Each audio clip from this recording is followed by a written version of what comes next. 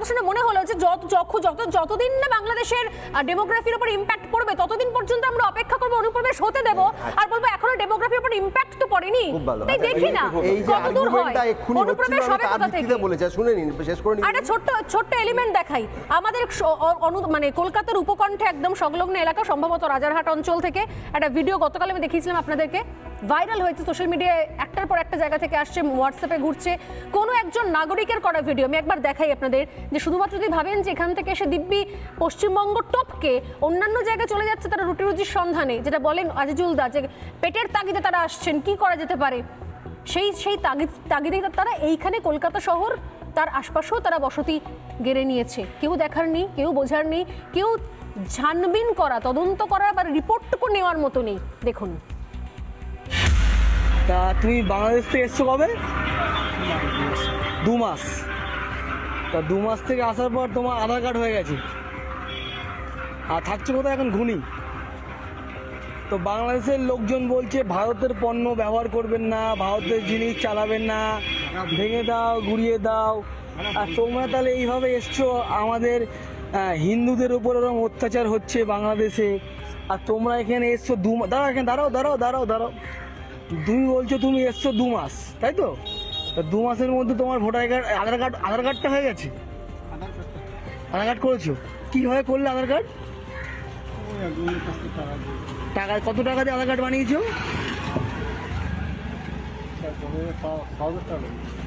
6,000 টাকা দিয়ে। আর এখানে এসছো কতদিন হলো? 2 মাস।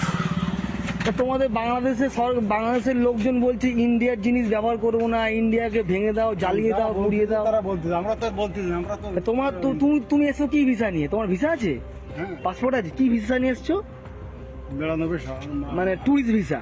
তা ট্যুরিস্ট ভিসা নিয়ে এসে এখানে কাজকর্ম করছো। আধার কার্ডটা করলে কি করে? তুমি তো এই দেশের লোকই নও, তো আধার কার্ড করলে কেন? কোনো রকম কোনো সমস্যা হয় তাই আবার। আচ্ছা মুশকিল, তুমি তো এসছো ট্যুরিস্ট ভিসা নিয়ে ঘুরতে, তাহলে এরকম করছো কেন? কোনো সমস্যা হয় কিনা। তাহলে আবার যাবে কবে বাংলাদেশ? তাহলে আধার কার্ড করলে কেন? আধার কার্ড করছি। আর তোমার নাম? রফিকুল। দীপ্তাংশ, মাত্র 6,000 টাকা বলা হচ্ছে আধার কার্ড হয়ে গেছে, এসছি এখানে এসে রয়েছি, কাজ করছি, পেটের তাগিদে এসছি, আবার 1 মাস পর চলে যাবো। কিন্তু এদেরকে তো কেউ 1 মাস পরে সে যাচ্ছে না, কোন উপায়ে সে এলো, কারা তাদেরকে 6,000 টাকার বিনিময়ে আধার কার্ড করিয়ে দিল? একই অভিযোগ যারা ব্যাঙ্গালোর থেকে ধরা পড়েছে তারাও একই কথা বলছে। সব জায়গায় যদি কমন কিছু বিষয়ে ব্র্যাকেটের বাইরে থাকে, অর্থাৎ টাকা দিলেই কেল্লাফতে ফেলো করি, নাও ভোটার আইডি কার্ড বা আধার কার্ড, এগুলোকে তো অস্বীকার করার কোনো জায়গা নেই। এগুলোকে নজরদারি করবে কারা? দেখবে যে কজন আসছে, কজন যাচ্ছে, কাদের আধার কার্ড ইস্যু করা হচ্ছে, কোথা থেকে দেখবে তারা? আপনি আপনাদের কাছে নিশ্চয়ই আছে ক্লিপিংস, বনগাঁর এক তৃণমূলের পৌরসভার কাউন্সিলর, তিনি কি বলছিলেন, যারা বাংলাদেশ থেকে এসছেন আমাদের কাছে আসবেন, আমরা সব ডকুমেন্ট বানিয়ে দেবো। জাকিরদার কাছে চলে যান, জাকিরদা তাড়াতাড়ি সব করে দেবে ভোটার আইডি কার্ড। এইটা এর হচ্ছে উত্তর আপনি পেয়ে গেলেন যে এখানে লোকাল এজেন্ট কারা। না, 1 মিনিট বলি। এবার এই যে অনির্বাণ বাবু বলছিলেন না যে ডেমোগ্রাফি কি চেঞ্জ হয়ে যাচ্ছে, আমি উদাহরণ দিই। 1941 সালে সাউথ 24 পরগনায় হিন্দু জনসংখ্যা ছিল 70%, আজকে সেটা নেমে দাঁড়িয়েছে 63%। এমনকি বেশ মোটামুটি 24টা ব্লকে সাউথ 24 পরগনায় হিন্দুরা এখন রীতিমতোভাবে সংখ্যালঘু এবং 30%-এর নিচে। একই জেলায় মুসলিম জনসংখ্যা 1941 সালে ছিল 28%, এখন সেটা হয়েছে 36%। আরও কিছু পরিসংখ্যান দিই। দেগঙ্গা বিধানসভা 2011 থেকে 2021-এর মধ্যে ভোটার বেড়েছে 1 লাখ।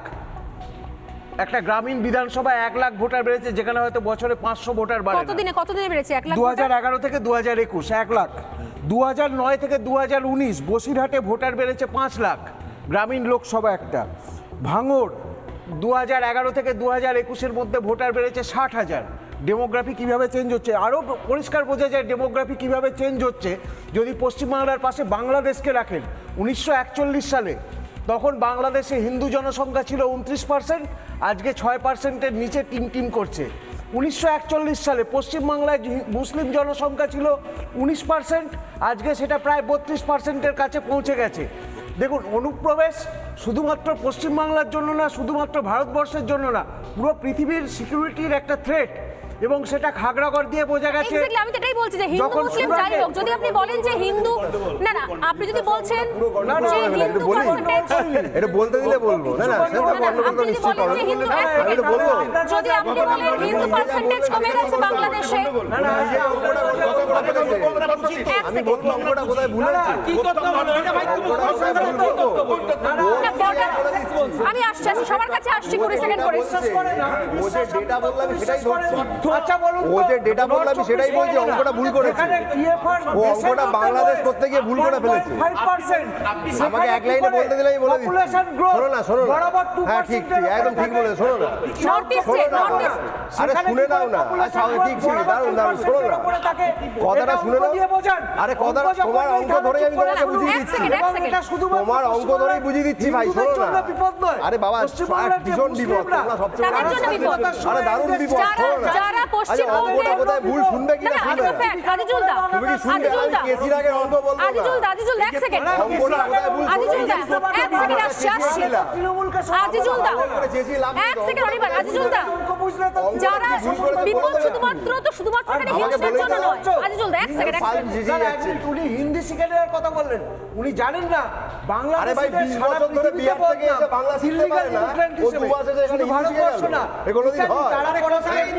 আরে এখানে 20 বছর ধরে রয়েছে, বিহার থেকে এসে ইউপি থেকে এসে বাংলা বলতে পারে না, আর 2 মাস এসে এখান থেকে হিন্দি শিখে গেল। এগুলো দিন হয় নাকি? গোটা পৃথিবীতে এই নিজেদের মধ্যে গল্প করছে। দেশে যায় এরা এটা কি বিজেপির পার্টি অফিস? যথেষ্ট সক্ষম। এটা কি বিজেপির পার্টি অফিস? না না, বিদ্যাসাগর আমি অঙ্কটা বলি কোথায় ভুল কেন? আবার আমি বলছি আজিজুল, আচ্ছা,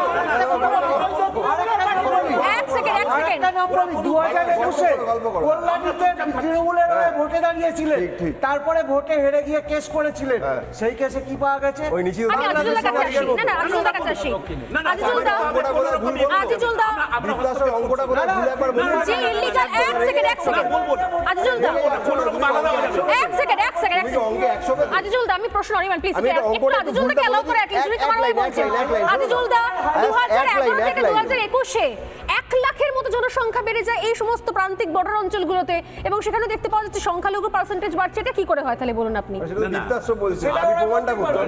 প্রমাণটা কোথায়? না, আমি তথ্যের কথা বলছি। আমি কালকে যে তথ্য বলেছি সেই তথ্যের এক সেকেন্ড।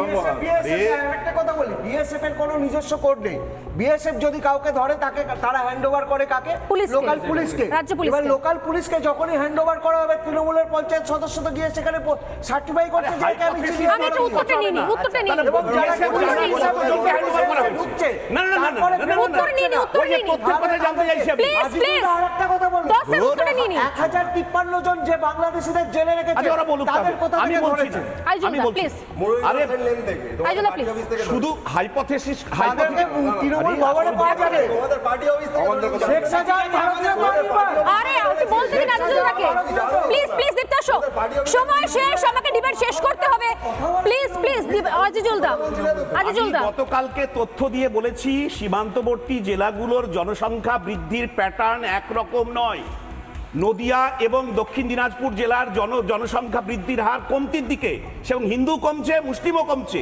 বাকি জেলাগুলোতে মুর্শিদাবাদ, আরে আমি বলছি আপনি দেখুন না, আরে আমি বলছি দেখুন, আরে আমি দায়িত্ব নিয়ে সময় একদম শেষ হবে, ডিবেট এখানে শেষ করব, ডিবেট আমি এখানে শেষ করব। থ্যাংক ইউ সো মাচ, সময় শেষ, প্লিজ প্লিজ প্লিজ, প্রত্যেককে ধন্যবাদ জানিয়ে ডিবেট শেষ করব। বিষয় হচ্ছে কোথায় কোথায় হিন্দু কোথায় মুসলিমের থেকেও, যেটা মূল যে জায়গা জানি আমরা আলোচনা করতে চাইছি অথচ করতে পারছি না, অনুপ্রবেশ ইস্যুটা রয়েছে। এটা যতক্ষণ না পর্যন্ত সবাই, সমস্ত দল মত নির্বিশেষে সবাই অ্যাকসেপ্ট করবেন, অন্তত এই রাজ্যের মানুষজন, সমস্ত রাজনৈতিক দলের সমস্ত নেতা নেত্রীরা, ততদিন পর্যন্ত কিন্তু এই ইস্যু সত্যি সত্যি তার এর কোনো সমাধান হবে না। আমরা এনআরসি নিয়ে বলে যাবো, এনআরসি নিয়ে চেঁচামেচি হবে, বিতর্ক হবে, কিন্তু আসল জায়গাটার সমস্যার সমাধান হবে না। এই প্রশ্নই আমি রাখলাম আপনাদের কাছে, সত্যি কি মনে হয় এনআরসি ছাড়া আর কোনো উপায় নেই? একটা সময় বিরতির পর ফিরে আসছি।